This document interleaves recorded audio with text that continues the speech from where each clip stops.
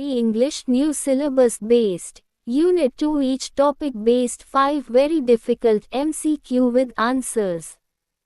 Unit 2 English Literature 1601-1798. John Milton. Paradise Lost, Book 9.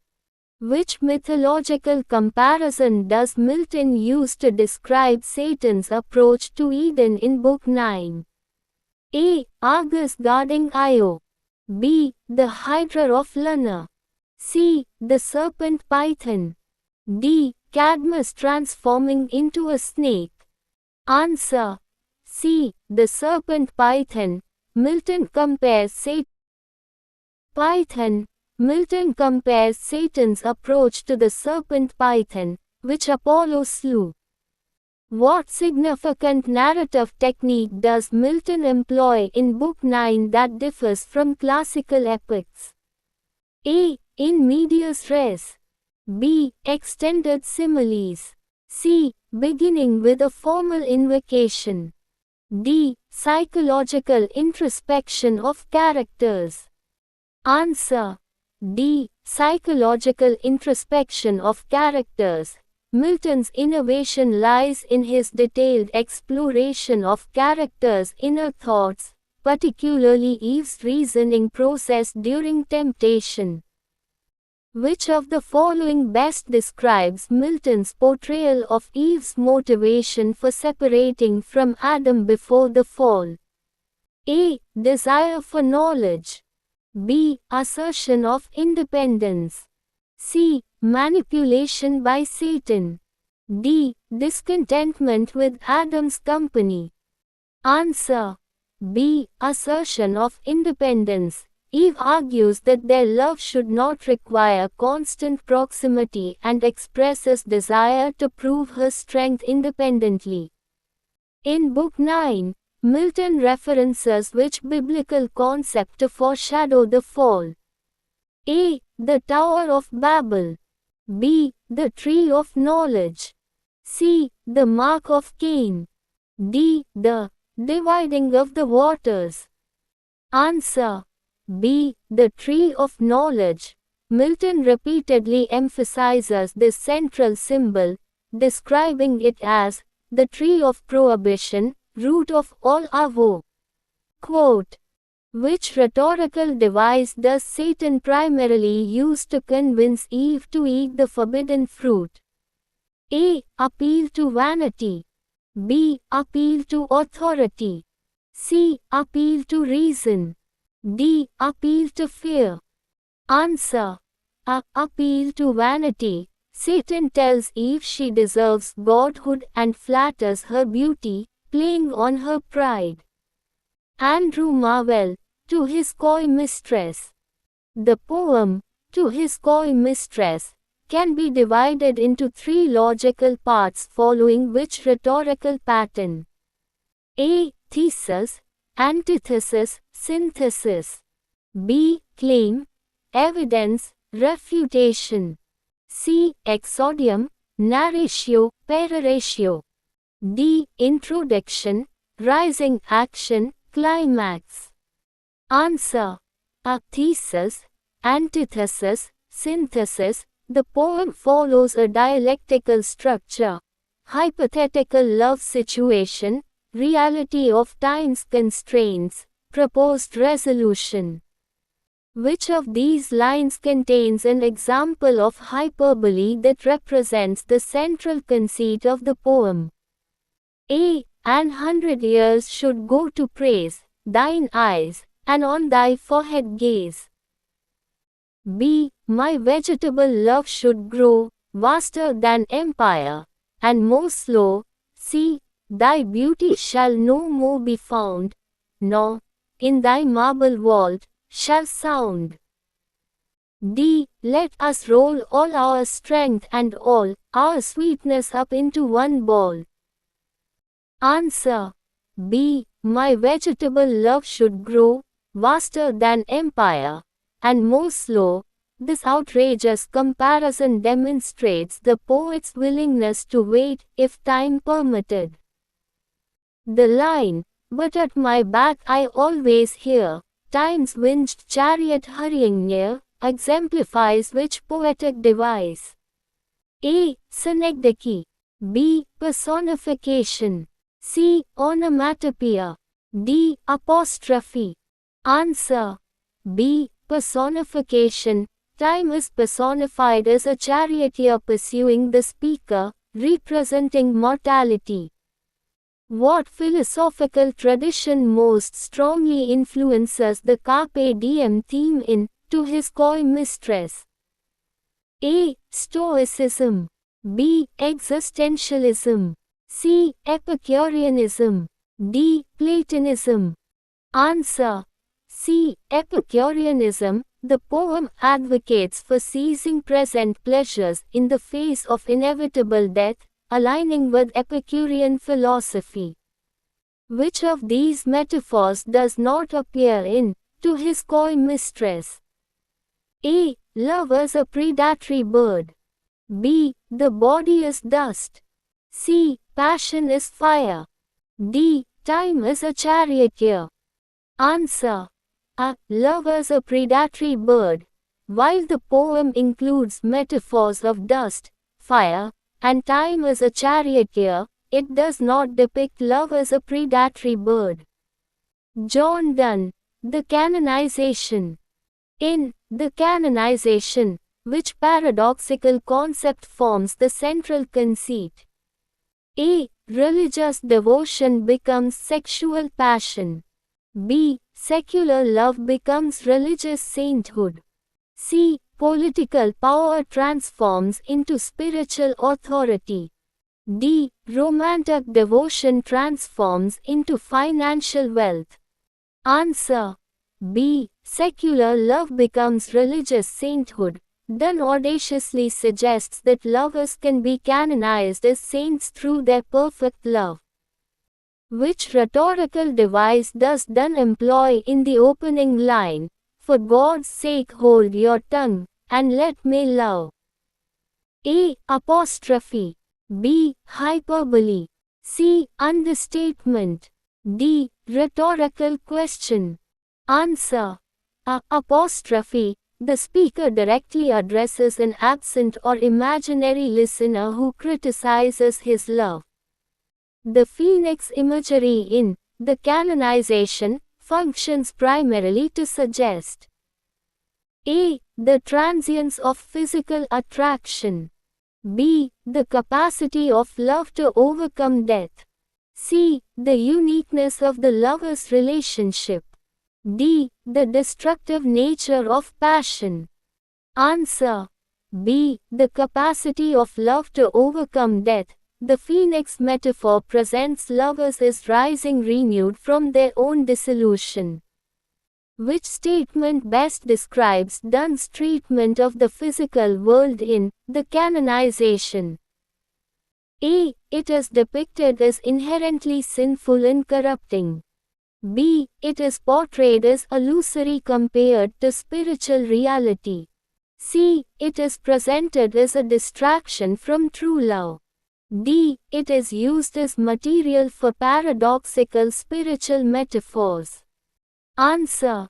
D. It is used as material for paradoxical spiritual metaphors. Donne transforms physical experiences into metaphysical conceits.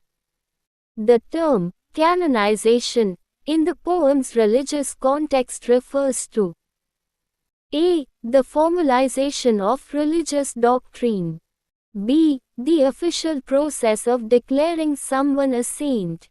C. The inclusion of texts in religious scripture. D. The blessing of marriage by the Church. Answer. B. The official process of declaring someone a saint. Donne plays with this ecclesiastical process, suggesting love can create saints.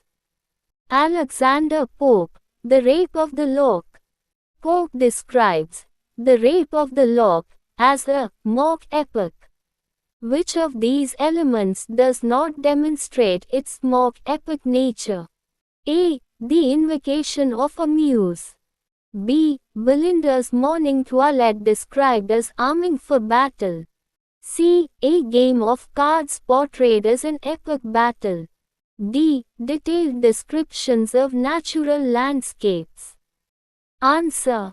D. Detailed descriptions of natural landscapes.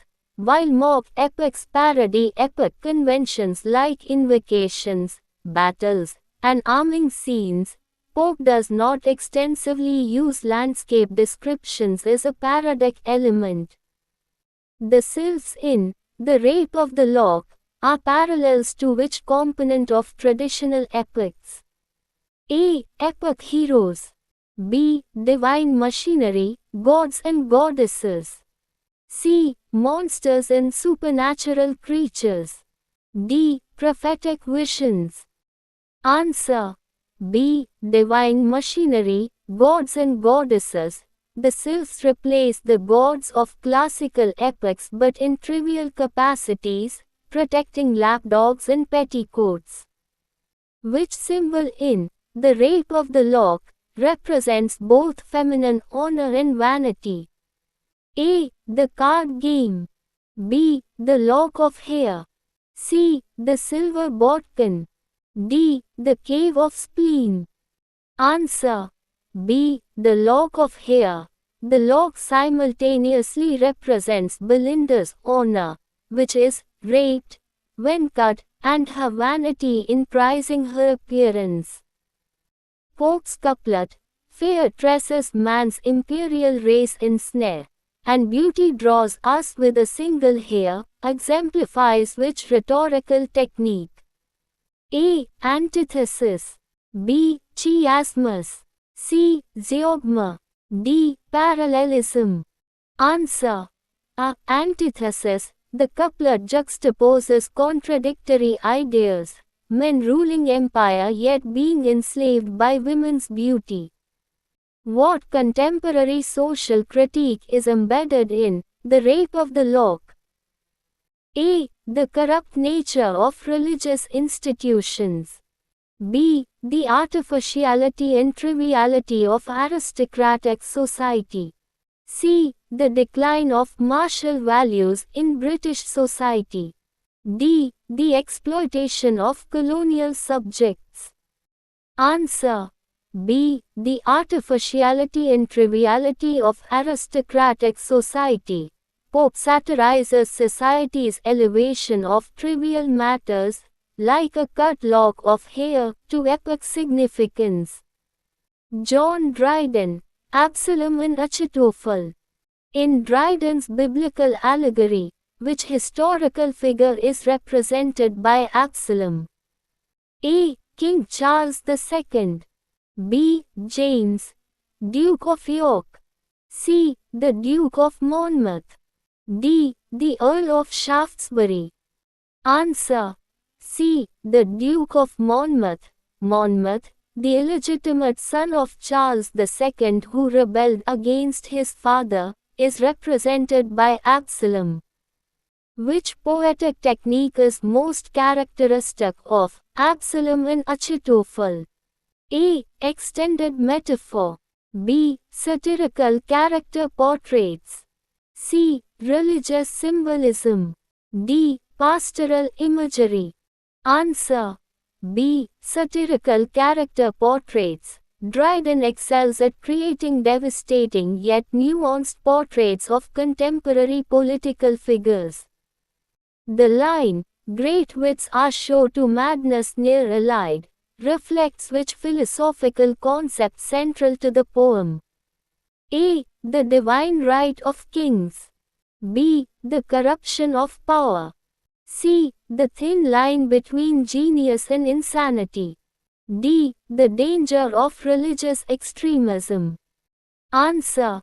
C. The thin line between genius and insanity. Dryden suggests that brilliant minds, like Achitophel's, can easily cross into destructive territory. Which rhetorical strategy does Dryden employ to characterize King David, Charles II? A. Scathing irony masking criticism. B. Subtle ambivalence about his virtues and flaws. C. Unqualified praise of his divine authority. D. Extended comparison to classical heroes. Answer. B. Subtle ambivalence about his virtues and flaws. Dryden acknowledges David's philandering while ultimately defending his legitimacy. The biblical story of Absalom and Achitophel comes from which book of the Bible? A. Genesis. B. Exodus. C. 2 Samuel. D. Kings. Answer. C. 2 Samuel. The story appears in 2 Samuel, where Absalom rebels against his father King David, encouraged by the counselor Achitophel. Thomas Gray. Elegy written in a country churchyard. Which philosophical movement most strongly influenced Gray's elegy written in a country churchyard? A. Rationalism. B. Neoclassicism. C. Pre-Romanticism. D. Utilitarianism. Answer. C. Pre-Romanticism. The poem's meditation on death, emotional response to nature, and concern with ordinary people anticipates romantic sensibilities. D. Mute Inglorious Milton, reference in Gray's elegy, serves primarily to A. Criticize Milton's political involvement. B. Suggest that rural people lack eloquence. C. Argue that greatness is determined by social opportunity. D. Demonstrate that poetic talent is rare in rural settings. Answer. C. Argue that greatness is determined by social opportunity. Gray suggests that many with potential equal to Milton never had the chance to develop their talents due to poverty and lack of education. Which of these is not a theme in Gray's elegy written in a country churchyard? A. The universality of death. B. The value of simple rural life. C. The wasted potential of the poor. D. The superiority of urban intellectual culture. Answer. D. The superiority of urban intellectual culture. Gray actually values rural life and suggests the rustic dead might have been happier than the famous.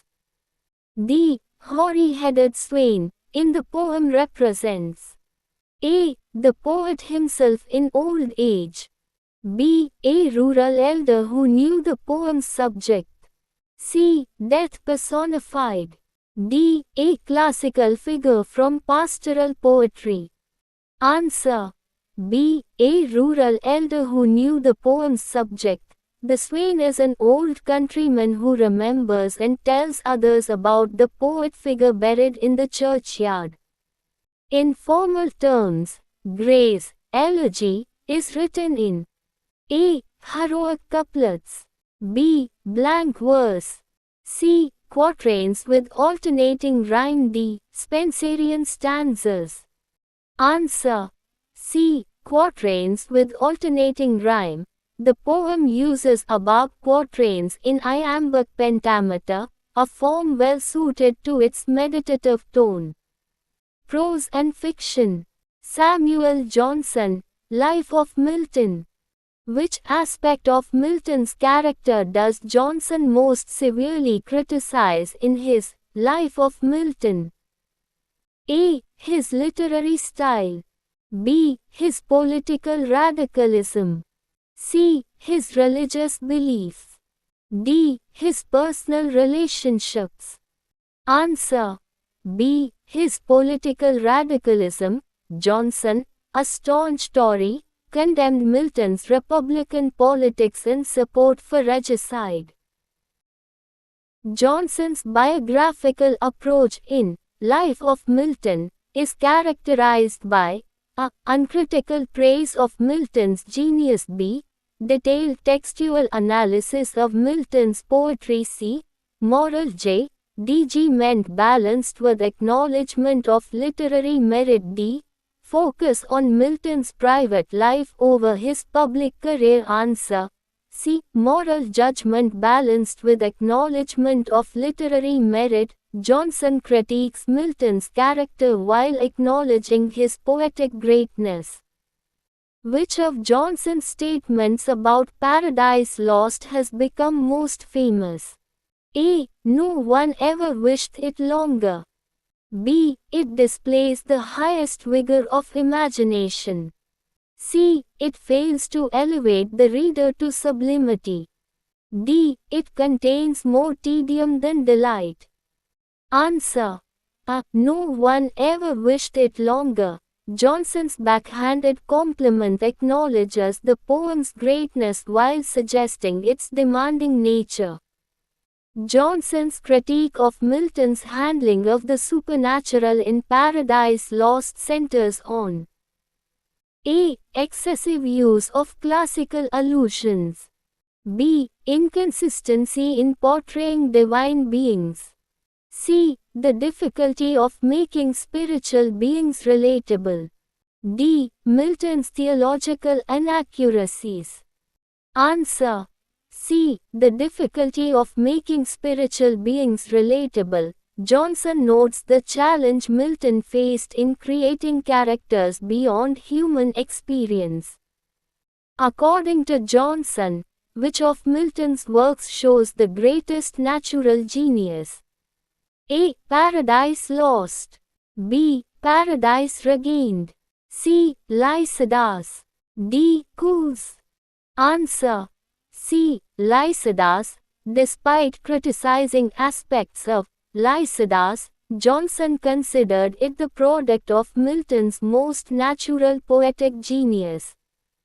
Jonathan Swift, Gulliver's Travels.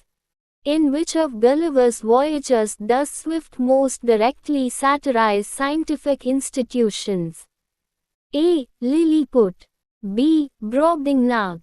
C. Laputa. D. Land of the Houyhnhnms. Answer. C. Laputa. The floating island of Laputa and the Grand Academy of Lagado satirize the Royal Society and impractical scientific pursuits.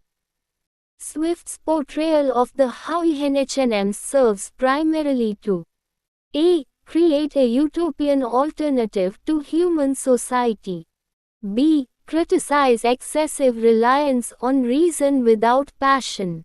C. Suggest that animals are morally superior to humans. D. Parody travel narratives about noble savages. Answer. B. Criticize excessive reliance on reason without passion. The rational horses lack human emotion and compassion despite their logical perfection.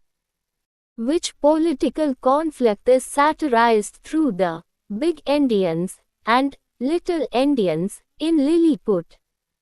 A. The English Civil War. B. The conflict between England and France. C. The Protestant-Catholic divide. D. Whig versus Tory political disputes. Answer. C. The Protestant-Catholic divide. The absurd conflict over which end of an egg to break parodies religious divisions. What narrative technique does Swift employ to enhance the satirical impact of Gulliver's Travels? A. Stream of consciousness. B. Unreliable narrator. C. Deadpan first-person reporting. D. Omniscient third-person narration. Answer. C. Deadpan first-person reporting. Gulliver's matter-of-fact tone when describing absurdities heightens the satirical effect. Which statement best describes Gulliver's character development throughout the book? A. He begins naive but becomes increasingly wise and balanced. B. He starts as a misanthrope but learns to appreciate humanity. C. He moves from admiring humans to despising them entirely. D. He remains essentially unchanged despite his extraordinary experiences. Answer. C. He moves from admiring humans to despising them entirely. By the end, Gulliver prefers horses' company and can't bear the smell of his own family. John Bunyan, The Pilgrim's Progress. Which literary tradition most strongly influences the structure of The Pilgrim's Progress? A. Pastoral romance. B. Medieval morality play. C. Classical epic. D. Renaissance sonnet sequence. Answer. B. Medieval morality play. Like morality plays, Bunyan's characters are personified abstractions representing moral qualities. The character, Mr. Worldly Wiseman, in The Pilgrim's Progress, represents A. Practical wisdom necessary for Christian living. B. Common sense is a counterbalance to religious excess. C. Secular values that distract from true salvation. D. Intellectual knowledge opposed to spiritual faith. Answer. C. Secular values that distract from true salvation. He offers Christian easier paths that avoid suffering but lead away from salvation. Which theological doctrine is most central to The Pilgrim's Progress? A. Predestination. B. Transubstantiation. C. Salvation through faith alone. D. Apostolic succession. Answer. C. Salvation through faith alone. Reflecting Bunyan's Protestant beliefs, the work emphasizes personal faith over ritual or works. The geographic symbolism in The Pilgrim's Progress includes all of the following except A. The Slough of Despond representing spiritual depression. B. Vanity Fair representing worldly temptations. C. The Delectable Mountains representing scholarly achievement. D. The Celestial City representing heaven. Answer. C. The Delectable Mountains representing scholarly achievement. The Delectable Mountains actually represent spiritual refreshment and clarity, not intellectual achievement. Bunyan's use of biblical allusion in The Pilgrim's Progress primarily serves to A. Demonstrate his scholarly knowledge. B. Connect his allegory to scriptural authority. C. Criticize literal interpretations of scripture. D. Appeal to Catholic and Protestant readers alike. Answer. B. Connect his allegory to scriptural authority. Bunyan grounds his narrative in biblical references to reinforce its spiritual message. Daniel Defoe, Robinson Crusoe. Which real-life castaway story likely influenced Defoe's creation of Robinson Crusoe?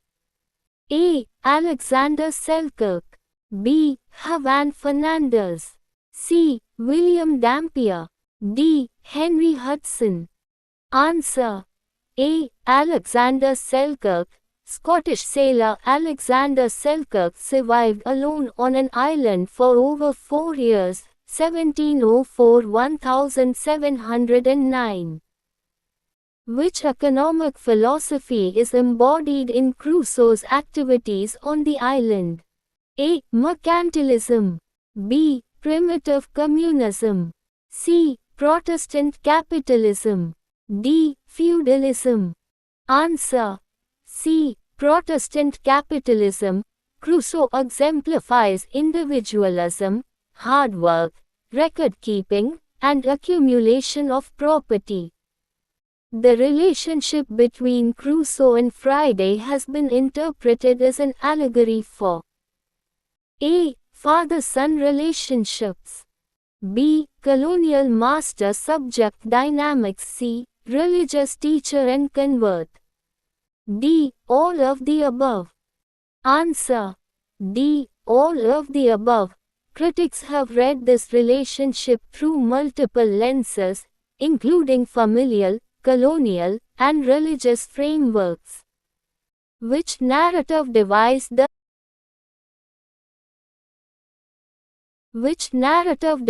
does Defoe employ to create verisimilitude in Robinson Crusoe? A. Detailed descriptions of exotic locations. B. Precise dates, measurements, and inventories. C. References to historical events and figures. D. All of the above. Answer: D. All of the above. Defoe uses all these techniques to create the impression of an authentic memoir. Crusoe's spiritual journey on the island is characterized by A. Immediate and unwavering faith. B. Gradual conversion through reflection on providence. C. Rejection of Christianity in favor of natural religion.